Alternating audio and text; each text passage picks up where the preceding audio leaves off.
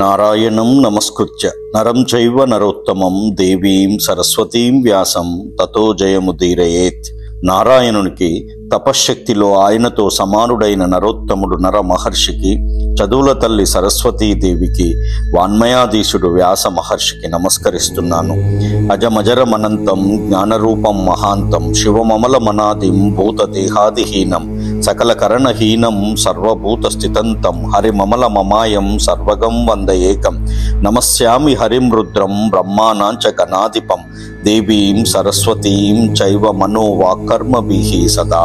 పుట్టుక గాని ముసలితనము గాని లేని కళ్యాణ స్వరూపుడు, అనంతుడు, జ్ఞాన స్వరూపుడు, విశుద్ధ చారిత్రుడు, అనాది అయిన వాడు, పాంచభౌతిక శరీరుడు కానివాడు, ఇంద్రియములు లేనివాడు, ప్రాణులలో స్థానము కలవాడు, మాయకు అతీతుడు, సర్వవ్యాపకుడు, పరమ పవిత్రుడు, మంగళమయుడు, అద్వైడునగు శ్రీహరికి వందనం.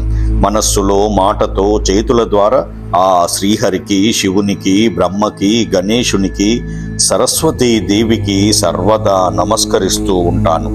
ఈరోజు గరుడ పురాణంలోని ప్రేతకాండలో 31 అధ్యాయములో చెడు కర్మలలో ఏ దానాలు చేస్తే ఫలాలు లభిస్తాయో ఆ శ్రీకృష్ణుని ద్వారా గరుడునికి చెప్పడం జరిగింది.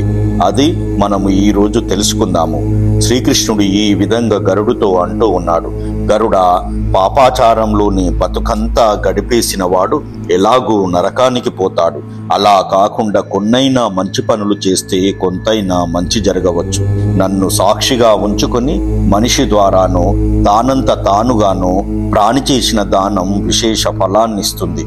భూదానమిచ్చిన వాడు ఆ భూమిలో ఎన్ని రజ కణాలున్నాయో అన్ని సంవత్సరాలు స్వర్గంలో నివసిస్తాడు.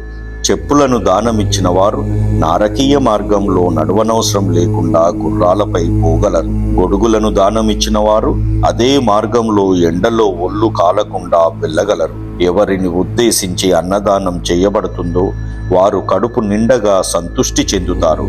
యమలోక మహాపథంలో ఒక స్థానం ఉంది.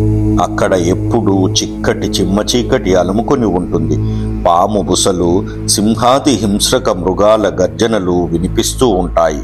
ఈ మర్త్యలోకంలో దీపదానం చేసిన వారిని ఆ చీకటి బాధింపదు.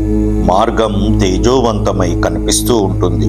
మృతుని పేర మృత తిథి నాడు అశ్వయుజ కార్తీక మాఘ చతుర్దశలలోనూ చేసే దానాలు సుఖకారకాలవుతాయి. దీపదానం చేసేవాడు స్వయంగా పుణ్యుడై ప్రకాశిస్తాడు. దీపదానం లేదా దీపాదానం మిక్కిలి పుణ్యప్రదమైంది. ఏదో దీపం పెట్టేద్దామని కాకుండా శాస్త్రోక్తంగా సంకల్పపూర్వకంగా దేవాలయంలోనైతే తూర్పు వైపు, బ్రాహ్మణుల కోసమైతే ఉత్తరం వైపు, ప్రేతం కోసమైతే దక్షిణం వైపు నిలబడి దీపాన్ని వెలిగించి జలాన్ని తీసుకొని ధారపోయాలి. మృత వ్యక్తి కోసమిచ్చే 13 పదదానాలు ప్రేతాన్ని అన్ని విధాలా సుఖపెడతాయి. మృత వ్యక్తిని ఉద్దేశించి గాని స్వంతానికి సంకల్పించి గాని ఏ దానమిస్తే ఆ సుఖం కలుగుతుంది. అశ్వము, నౌక, ఏనుగు మున్నగు వాటిని దానమిస్తే మహాపథంలో వారు వాటిపై ప్రయాణిస్తారు. తాంబూలాలను, పుష్పాలను బ్రాహ్మణులకు మృతిని పేర దానమిస్తే యమదూతలు సంతోషించి అనవసర బాధలను పెట్టకపోవచ్చు. మృతప్రాణి పేర నీటితో నిండిన మట్టి కుండలను దానం ఇచ్చిన వారికి సహస్ర ఘటదాన ఫలం దక్కుతుంది. సాధారణంగా మహాపథంలో ఆకలి, శ్రమ, దాహాలతో అలమటించే మృతులకు వారి పేర భూలోకంలో అన్నంతో నీటితో నింపిన కుండలను పుత్రులు దానం చేస్తే యమ మార్గం శ్రమాదులు లేకుండానే ఉత్తరించబడుతుంది. ఇలాగే శయ్య విష్ణు ప్రతిమ దానాలు కూడా ఫలిస్తాయి. గరుడ, జీవాత్మ ఎలా నిష్క్రమిస్తుంది అంటే, గరుడ నీకే చెప్పేది, ఇటు వినవయ్యా. జాతస్య మృత్యులోకే వై ప్రాణినో మరణం ధ్రువం మృతి కుర్యాత్ స్వధర్మేన యాసతచ్చ పరంతప పూర్వకాలే మృతానాంచ ప్రాణినాంచ ఖగేశ్వర సూక్ష్మో భూత్వాత్వస్వౌ వాయుర్నిర్గచ్చత్యా సమండలాత్ నవద్వారై రోమాభిచ్చ జనానాం తాలురంధ్రకే పాపిష్టి నామాపానేన జీవో నిష్క్రామతి ధ్రువం. ప్రాణవాయు ఎగిరిపోగానే మానవ శరీరం పిడుగుపాటికి చెట్టులాగే కూలిపోతుంది. అంతటా అందులోని పంచభూతాలు పంచభూతాల్లో కలిసిపోతాయి. ఆత్మ మాత్రం అలాగే ఉండిపోతుంది. తత్వం మాత్రం శివునిలో కలిసిపోతుంది.